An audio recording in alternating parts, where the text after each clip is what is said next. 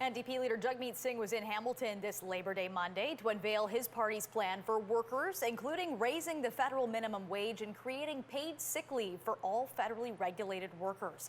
Emily Tayler has the reaction. No one again should ever have to worry about going into work sick or not having enough pay at the end of the month. We will fix this. In Hamilton's Sam Lawrence Park this morning, NDP leader Jagmeet Singh announced his party's promise to raise the federal minimum wage from $15 to $20 and mandate 10 days of paid sick leave for employees in federally regulated workplaces. I've used the 3 Ontario sick pay days, yeah, and it's not enough. I mean, if you got to isolate for 10 days, you only get paid for 3, you're out a week's pay. But some critics are wary that businesses struggling in the pandemic will be able to afford a $5 wage increase.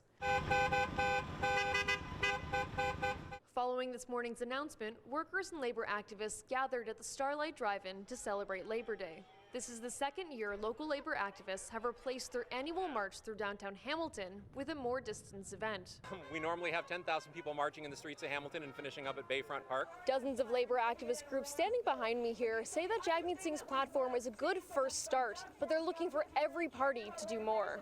We do need 10 permanent paid sick days, and we need 14 additional days when there is a pandemic or a health crisis like we've been dealing with over the past year and a half. The past 18 months have taught us anything. It's our frontline workers are the ones that got us through the pandemic, and they're the ones that should have the permanent pay, the protections, the sick days.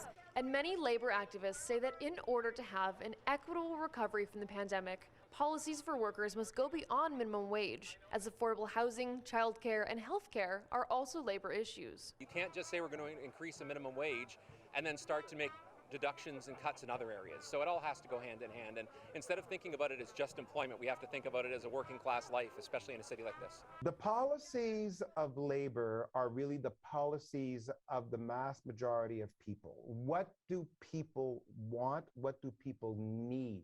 And this is why we are telling our members to look at what the parties are proposing and what resonates the most with you.